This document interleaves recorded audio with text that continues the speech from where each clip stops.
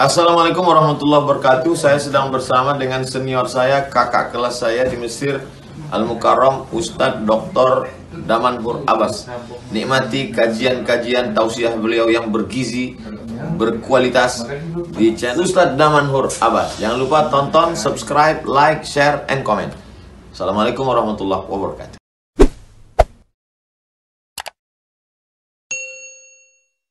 Assalamualaikum warahmatullahi wabarakatuh. Alhamdulillah ni'matin tatimmu shalihat wa fadluhu tatanzalu wa asyhadu an la ilaha illallah wa da'watul haqq harisun 'alaiha wa wajaba tabshiri biha wa takun minkum ummatun yad'una ila al-khair wa ya'muruna bil ma'ruf wa yanhauna 'anil munkar wa ulaika humul muflihun. وأشهد أن محمدا عبده ورسوله بلغ الرسالة وأدى الأمانة ونصح الأمة وكشف الغمة حتى أتانا اليقين ليلها كنهارها لا يزيغ عنها إلا هالك.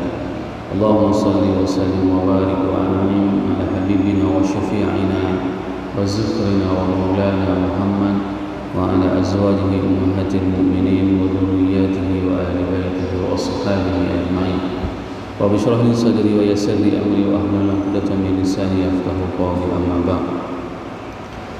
Para asatiz yang saya muliakan, ayah bunda yang saya cintai, dan bapak ibu jamaah salat subuh yang dirahmati Allah, marilah senantiasa kita panjatkan puji dan syukur kepada Allah yang telah memberikan iman kepada kita, nikmat kesehatan dan nikmat umur panjang sehingga kita dapat berada di tempat yang penuh dengan keberkahan ini. Dikarenakan berapa banyak di antara orang-orang yang kita cintai, mereka juga sering melakukan salat subuh berjemaah bersama kita, namun di subuh yang berbahagia ini mereka sudah lagi tidak bersama kita, atau mereka juga masih hidup akan tetapi Allah telah memanggil mereka. Dan di antara orang-orang yang kita cintai itu, ataupun saudara-saudara kita, sahabat-sahabat kita, teman-teman kita, masih diberikan umur panjang oleh Allah, namun tidak diberikan kesehatan sehingga mereka tidak bisa hadir untuk melaksanakan salat subuh berjamaah. Maka ini merupakan salah satu nikmat yang masih Allah berikan kepada kita. Semoga senantiasa kita memanjat dan bersyukur terhadap nikmat-nikmat yang Allah berikan kepada kita. Salawat dan salam mari sama-sama kita panjatkan kepada junjungan kita Nabi besar Muhammad SAW yang telah mengajarkan kepada kita segala aspek tatanan kehidupan. Rasul mengajarkan kepada kita untuk memperbanyak berselawat kepada-Nya. Agar apa? Agar kita menjadi umatnya nanti di hari akhirat yang paling dekat dengan beliau. Hadis yang diriwayatkan oleh Imam Baihaqi menjelaskan bahwasanya orang yang paling dekat dengan Rasul itu adalah orang yang paling banyak selawatnya. Maka dalam satu hari berapa banyak selawat kita kepada Rasulullah SAW, dan dalam satu hari seberapa kita merenungi selawat kita itu, sehingga kita betul-betul menyadari bahwasanya kalaulah bukan karena Rasulullah, maka kita tidak akan pernah bisa seperti ini hari ini. Kita tidak akan pernah bisa berada di tempat ini dan tahu harus berbuat apa. Rasulullah yang mengajarkan kita sehingga kita mengetahui betapa indahnya meletakkan dahi di tempat sajadah, mengungkapkan segala kerinduan, mengakui segala dosa. Ini semuanya dikarenakan petunjuk dari baginda Rasulullah SAW. Semoga jamaah yang berhadir pada subuh yang berbahagia ini merupakan di antara umat Nabi Muhammad SAW yang akan diberikan syafaat oleh baginda Rasulullah SAW dan akan disuguhkan air dari telaga Kautsar dari tangan mulia tersebut. Allahumma amin. Bapak Ibu jamaah yang dirahmati Allah, pada subuh yang berbahagia ini kita akan melanjutkan Al-Kabair dan Imam Az-Zahabi. Kita memasuki dosa yang ke-35, Al-Kabiratul Khamisatu wa Thalathun, yaitu dosa besar yang ke-35. Imam Az-Zahabi menyebutkan seseorang ataupun kelompok yang belajar lid dunya wa katmanil ilm dan menutup ilmu yang dia pelajari. Seseorang yang mempelajari ilmu dikarenakan untuk kepentingan dunia dan menutupi ilmunya, maka dua kategori tersebut merupakan termasuk di antara dosa besar. Beliau membuka pembahasan tentang ta'allum dunia wa katmil ilm yaitu dengan firman Allah, A'udzubillahi minasyaitonirrajim, Bismillahirrahmanirrahim, Innama yakhshallahu min ibadihi ulama. Sesungguhnya orang yang takut kepada Allah itu adalah ulama. Seseorang yang mengetahui tentang ilmu, mereka itu pasti akan takut terhadap Allah.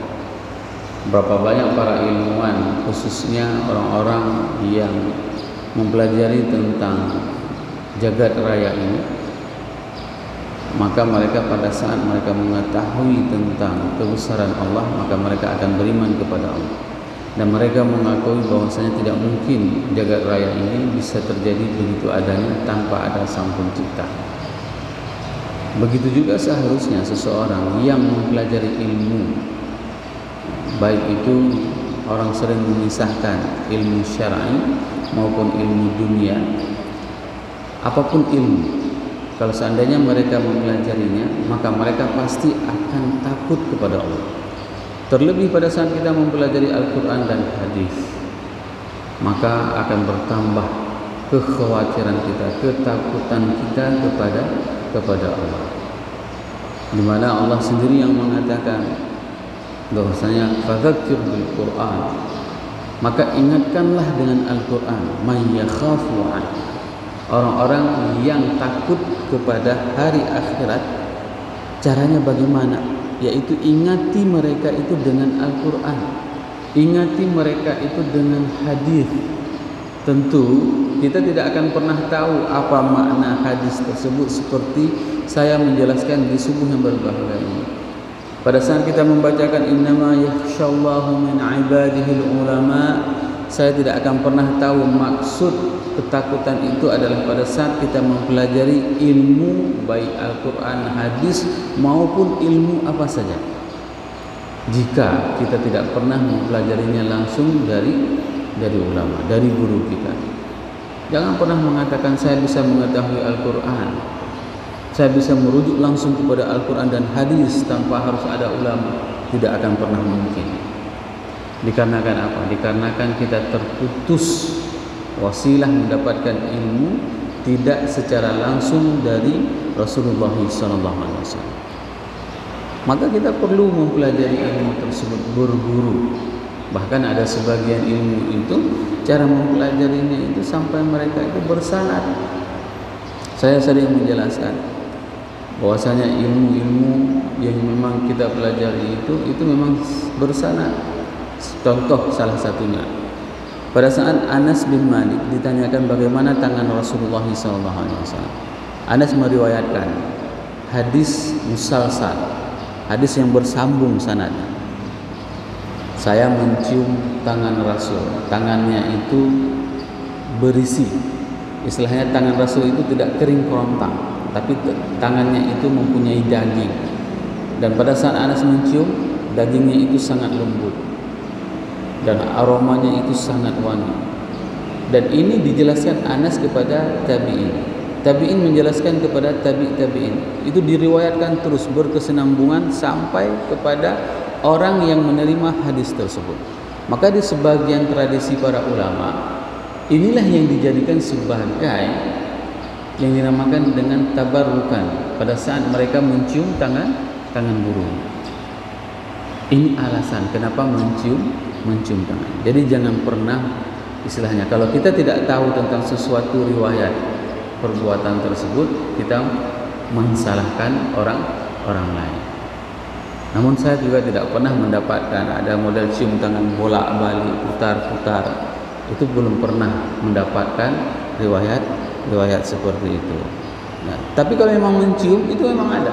Siapa yang meriwayatkan? Anas bin Malik. Tapi kalau sampai bolak-balik seperti itu, ya, itu belum pernah mendapatkan. Maka inilah pentingnya ilmu pengetahuan. Dan siapa orang yang takut kepada Allah? Orang yang punya ilmu pasti mereka takut. Apalagi suasana seseorang itu apabila dia telah mengerti apa yang dibacakan oleh, misalnya pada saat dia membacakan Al-Quran, dia mengerti dan paham. Dan ini suasana paling sering kita mendapatkannya di Timur Tengah.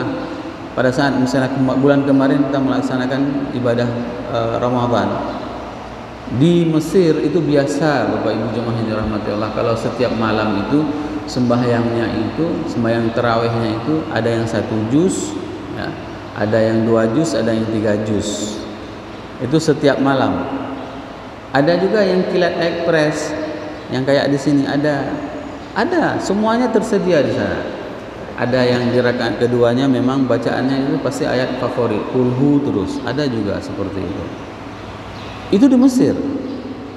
Di Mesir seperti itu. Jadi seseorang yang ingin mencari suasana, yang memang ingin kedamaian, mereka akan mencari tempat yang lama.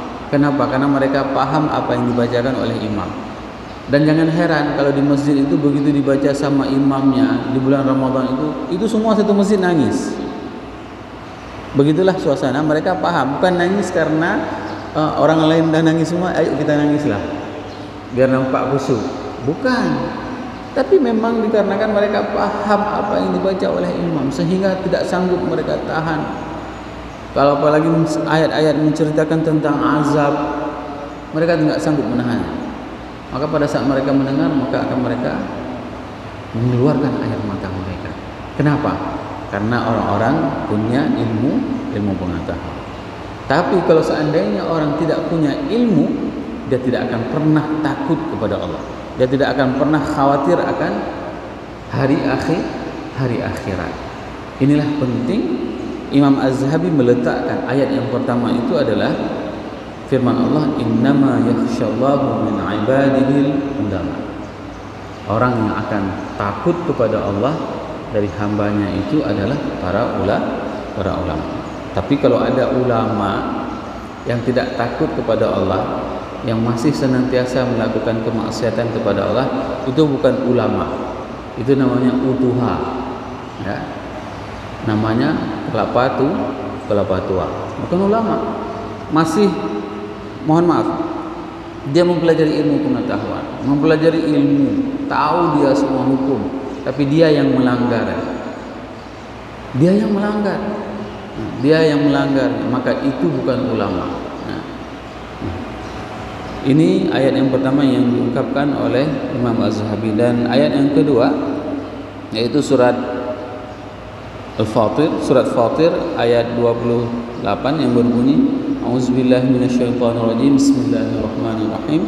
Innal ladzina yaktumuna ma anzalna minal bayyinati wal huda min ba'di ma bayyanahu lin-nasi fil kitab ulaika yal'anuhumullahu wa yal'anuhumul la'inun.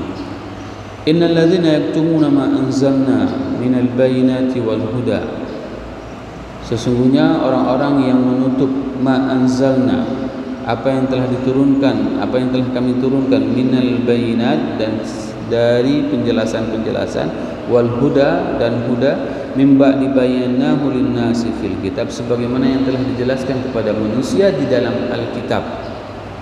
Ulaika yal'anuhumullah, dan mereka itu adalah orang-orang yang dilaknat oleh Allah, wa yal'anuhumul la'in, dan dilaknat oleh orang-orang yang melaknat. Ini adalah sebuah tradisi, kebiasaan, dan perbuatan orang-orang ahlul kitab. Ahlul kitab itu siapa saja? Mereka orang-orang Yahudi dan orang-orang Nasrani. Dua golongan ini adalah orang yang menutupi, ya. Orang yang yaktum. Kacama itu adalah menutupi apapun yang diturunkan kepada mereka. Contoh penutupan tersebut banyak sekali kalau seandainya kita membaca di dalam Taurat versi hari ini dengan Injil versi hari ini. Taurat versi hari ini itu dinyatakan bahwasanya riba itu boleh sesama selain Yahudi dan tidak boleh sesama Yahudi. Nanti boleh baca Taurat. Pernah baca? Tidak pernah. Jangankan Taurat, Ustaz, Quran aja saya jarang kita baca, apalagi kita baca Taurat. Dalam Taurat itu dijelaskan tidak boleh mempraktekkan riba sesama Yahudi, tapi boleh di luar orang Yahudi. Dan saya sudah pernah menjelaskan, pertama sekali Hitler melarang pada saat dia menguasai Jerman itu adalah transaksi ribawi. Kenapa? Karena yang melakukan praktek riba itu adalah orang-orang Yahudi. Hitler tahu bahwasanya ini adalah penyakit sosial. Dan itu di mana ditemukan? Di Museum Frankfurt. Pada saat saya mengunjungi Museum Frankfurt, ada 3 hal yang dilarang oleh Hitler. Di antaranya itu adalah riba, prostitusi, dan perjudian. Dan kesemua bisnis ini dilakukan oleh Yahudi. Hitler marahnya sama Yahudi. Ya. Masa kita hari ini senang sama Yahudi? Masa kita hari ini bangga dengan Yahudi? Nah, mereka itu adalah menutupi apapun yang sudah diturunkan oleh Allah, diturunkan kepada Nabi Musa tentang hal-hal yang baik untuk dilaksanakan, maka mereka menutupinya. Nah, ada orang ahli kitab Injil, mereka juga menutupi. Coba buka nanti di dalam Injil, anjing itu, babi itu dilarang, tidak boleh dikonsumsi, haram hukumnya. Tapi hari ini siapa yang makan babi? Siapa yang makan anjing? Mereka.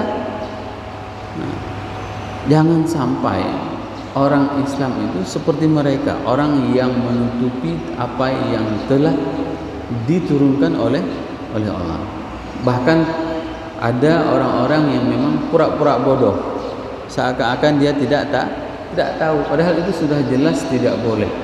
Ya, padahal itu sudah sangat jelas tidak boleh. Contoh misalnya, banyak orang dan bahkan ada sebagian yang mengaku dirinya itu sebagai ustadz, ulama, kiai. Mereka menggunakan dalil bahwasanya riba itu tidak haram.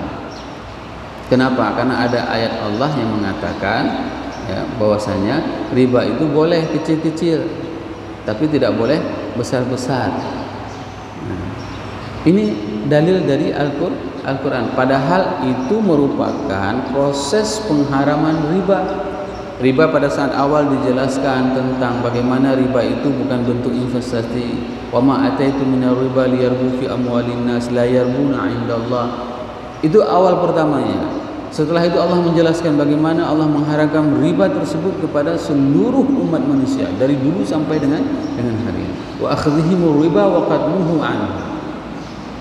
Ini Allah jelaskan, orang-orang terdahulu juga itu diharam riba. Dan proses yang ketiga itu adalah bahwasanya la ta'khudhur riba adhafan mudha'afa. Jangan kalian praktek riba, ngambil ribanya besar-besar.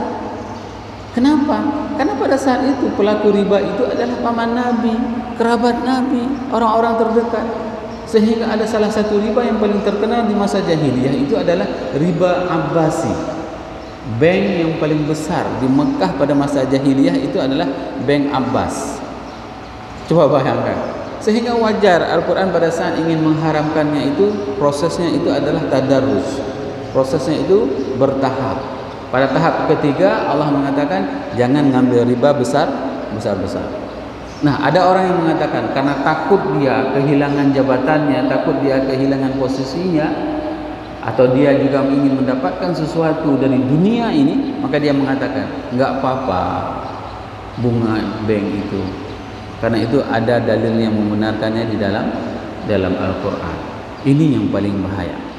Ini termasuk di antara orang-orang yang menutupi apa yang telah diturunkan oleh Allah sebagai petunjuk dan sebagai hidayah kepada kehidupan manusia. Sehingga pada akhir cerita tentang riba itu dengan jelas Allah menurunkan firman-Nya wa ahallallahu al-bai'a wa harrama riba. Allah menghalalkan jual beli dan mengharamkan riba. Bapak Ibu jemaah yang dirahmati Allah, pada ayat yang ketiga Imam Az-Zahabi menjelaskan firman Allah dalam surat Al-Baqarah 159 yang berbunyi a'udzubillahi minasyaitonirrajim bismillahirrahmanirrahim innal ladzina yaktumuna ma anzalallahu minal kitab, dan orang-orang yang menutupi apa yang telah Allah turunkan minal kitab. Perilaku orang yang menutupi tentang apa yang diturunkan oleh Allah itu adalah perilaku orang-orang Yahudi dan orang-orang Nasrani. Sebagaimana Allah berfirman di dalam surat Ali Imran ayat 187, Allah berfirman a'udzubillahi minasyaitonirrajim bismillahirrahmanirrahim wa idz akhadna mitsaqal ladzina utul kitab la tunabbi'unnahu lin-nasi wa la taktumunahu fanabadahu wara'a dhuhurihim. Dan orang-orang, wa idz akhadallahu mitsaqal ladzina utul kitab, dan apabila Allah membuat perjanjian dengan orang-orang yang telah diturunkan kitab, la tubayyinunnahu lin-nas, agar apa? Agar ayat-ayat tersebut dijelaskan kepada manusia. Ini adalah tugas semuanya, khususnya tugas para ulama. Bukan hanya ulama Bani Israel, tapi juga ulama orang Islam, untuk menjelaskan semua ayat-ayat tersebut kepada manusia. Tidak ada pengecualian, tidak ada pengecualian. Sehingga pada saat saya berada di Inggris itu ditanyakan oleh teman-teman, kenapa kamu salat? Maka saya harus menjelaskan kenapa saya harus salat, kenapa saya harus mengajak dia untuk masuk Islam. Karena saya harus menjelaskan agar saya tidak masuk surga sendirian. Saya jelaskan seperti itu. Kalau kita tidak menjelaskan, Allah, ngapain saya jelaskan ke dia? Nanti dia marah sama saya, nanti dia tidak mau berteman sama saya. Ada sebagian prinsip orang seperti itu. Dia kepingin safe play, kepingin aman-aman saja, ya, nggak mau dia jelaskan. Pada saat ada katakanlah pimpinan yang atasannya ataupun teman akrabnya, teman dekatnya yang melakukan kesalahan, dia tidak mau menjelaskan. Nah, hari ini cara menjelaskannya itu yang paling penting. Harus kita menjelaskan secara bil mau'izatil hasanah, dengan cara yang dengan baik, ya. Enggak mungkin kita mau menjelaskan bahwasanya alkohol itu tidak baik, ya, dengan kita ceramahin misalnya seperti saya ceramah Bapak Ibu hari ini. Enggak akan mungkin. Kenapa? Karena tabiatnya orang-orang di Inggris, mereka itu bangun pagi minumannya itu adalah Selberg. Kita minum pagi itu adalah air mineral. Mereka enggak. Mereka minumnya memang Iraminet. Memang air mabuk minumnya. Itu caranya bagaimana menjelaskan? Jelaskan baik-baik. Bagaimana rusaknya seluruh anggota tubuh pada saat yang masuk itu bukan sesuatu yang steril. Jelaskan bagaimana fungsi kerja lambung. Itu yang perlu kita jelaskan. Kalau seandainya yang masuk itu sesuatu yang membuat itu dia akan berat bekerjanya. Itu yang harus kita jelaskan secara pendekatan rasional. Sehingga kenapa dalam Islam khamar itu baik sedikit maupun banyak tetap haram. Jadi jangan pernah menyalahkan orang jualan inira hijau, ya, karena fungsi hijau itu bukan untuk buat tua. Fungsi hijau itu memang untuk diminum, ya. Tapi pada saat hijau air nira itu dikasatkan untuk buat tua, disitulah haramnya. Kalau enggak, sake itu kan minuman araknya Jepang. Dari apa dibuat? Dari ubi. Karena apa dibuat? Karena memang dia tujuan ubi tersebut diproduksi untuk jadi khamar. Kalau gitu haramlah makan ubi kita hari ini. Enggak. Selama tidak dikasat untuk dijadikan sebagai khamar, makanan yang aslinya halal tetap halal. Prosesnya kan seperti itu. Air nira disimpan beberapa hari menjadi tua. Setelah beberapa hari lagi menjadi cuka. Kasat kita untuk apa? Kalau untuk tua, maka dari awal dia sudah dari haram. Kalau misalnya kasat kita untuk menjadikan dia sebagai cuka, itulah cuka yang paling baik, ya. Maka ini yang harus kita jelaskan. Kenapa khamar haram? Karena ada sebagian orang yang takut menjelaskannya. Saya jelaskan. Ada orang, dia itu mohon maaf, orangnya baik, pergi sembahyang 5 waktu, tapi karena pimpinannya main batu, dia ikut main batu. Paling banyak. Kalau enggak dipindahin kita ustaz. Kalau enggak kita enggak dapat jabatan, kalau enggak kita enggak dapat proyek. Akhirnya apa? Tiap malam main batu sama pimpinan, menyenangkan pimpinan. Boleh? Tidak. Harus sampaikan ke pimpinan, main batu itu merupakan salah satu permainan yang membuat lalai. Enggak berani jelaskan, maka kita termasuk di dalam ayat-ayat yang disampaikan di dalam ini. Litubayyinahu linnas, ya, untuk menjelaskan kepada manusia. Bapak Ibu jemaah yang dirahmati Allah, Ada sebuah hadis Rasulullah sallallahu alaihi wasallam bersabda, wa qala Nabi alaihi salatu wasallam, man ta'allama ilman mimma yanbaghi bihi wajhullah la yata'allamuhu illa liyusibu bihi 'aradan min ad-dunya lam yajid arfan jannah yaumal qiyamah. Barang siapa yang mempelajari ilmu, man ta'allama ilman mimma yabtaghi bihi wajhullah, yang dia seharusnya mencari ilmu itu untuk mendapatkan keridhaan dari Allah, la yata'allamuhu illa liyusiba bihi 'aradan minad dunya. Dia tidak mempelajari ilmu itu dikarenakan apa? Dikarenakan hanya ingin mendapatkan sesuatu dari dunia, hanya untuk kepentingan dunia. Lam yajidu 'arfal jannah yaumal qiyamah, maka dia tidak akan pernah mencium aroma surga nanti di hari akhirat. Aroma surga itu bisa kita rasakan. Itu 70 tahun. Bisa kita bayangkan kalau orang masak terasi, itu berapa rumah itu aromanya. Itu sudah kecium. Biceruh karing, ya. Begat terasi, yang kamu bela itu. Itu 4 rumah sudah bau. Ini aroma surga, 70 tahun jalan itu sudah kecium. Tapi orang yang belajar ilmu dikarenakan ingin mendapatkan dunia, maka dia tidak akan pernah mencium aroma surga.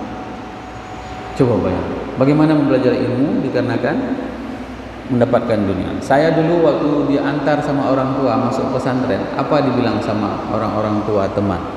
Ngapain sekolah anak ke Daya? Itu di era 80-an.